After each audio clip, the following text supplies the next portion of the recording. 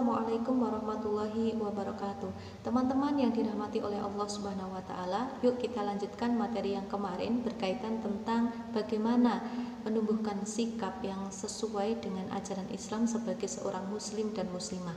Yang pertama yang sudah terbahas adalah kita menumbuhkan inner beauty atau keindahan hati melalui kegiatan-kegiatan yang di dalamnya ada kebaikan-kebaikan sehingga Allah suka, sehingga manusia yang lain juga suka. Nah, yang kedua ini adalah menumbuhkan kedisiplinan. Nah, disiplin itu tidak akan bisa terjadi manakala tidak kita mulai dari diri kita sendiri.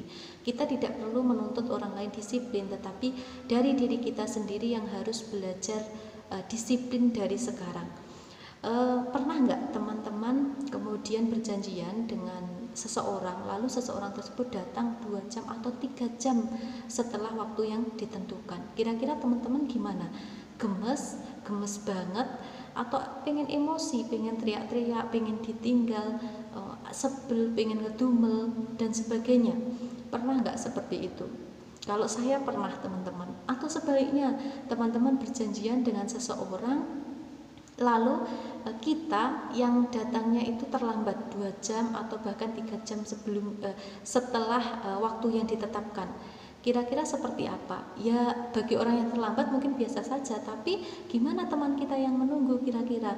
Nah, saya juga pernah seperti ini, teman-teman, menjadi orang yang terlambat. Maka sebaiknya untuk mengurangi kekecewaan orang yang menunggu, manakala memang kita tidak bisa on time atau tepat waktu, kita harus konfirmasi dulu, menyampaikan bahwa kita tidak bisa hadir tepat waktu dikarenakan apa, diberi alasan, dan kemudian jangan lupa dibubuhi dengan permohonan maaf. Itu setidaknya mengurangi rasa kekecewaan yang menunggu kita. Nah, semua itu ada batasannya, teman-teman. Sholat pun demikian tentunya, bahwa ketika Allah mengundang kita sholat maghrib misalnya berkisar sekitar pukul 6. Nah, ketika kita terlambat 1 jam, maka itu kan sudah masuk sholat isya, sudah lain lagi. Atau zakat fitrah, ada seseorang yang ngeyel, ngotot, maksa mau zakat fitrah setelah Idul Fitri. Nah, kira-kira lembaga amil zakat mana yang mau menerima itu sebagai zakat fitrah?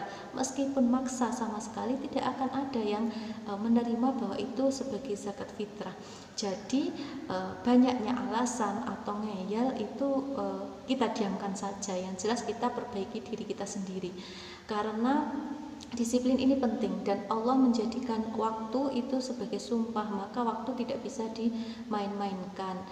Dalam Quran surat Al-Asr ayat 1 sampai dengan 3, teman-teman bisa dilihat sendiri.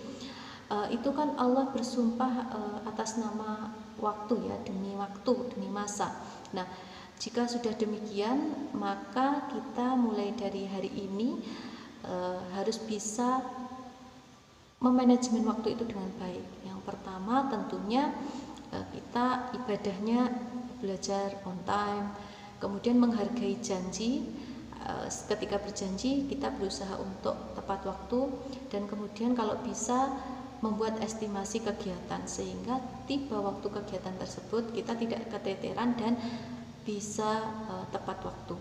Ini evaluasi untuk diri saya sendiri tentunya yang suka lemot, lewat, dan mudah-mudahan dengan sharing seperti ini teman-teman disiplin, saya pun menjadi malu ikut serta disiplin.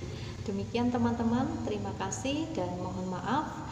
Jangan lupa subscribe ya untuk bisa berlangganan video-video ringan ini yang insya Allah untuk saling memotivasi. Mohon maaf dan terima kasih. Assalamualaikum warahmatullahi wabarakatuh.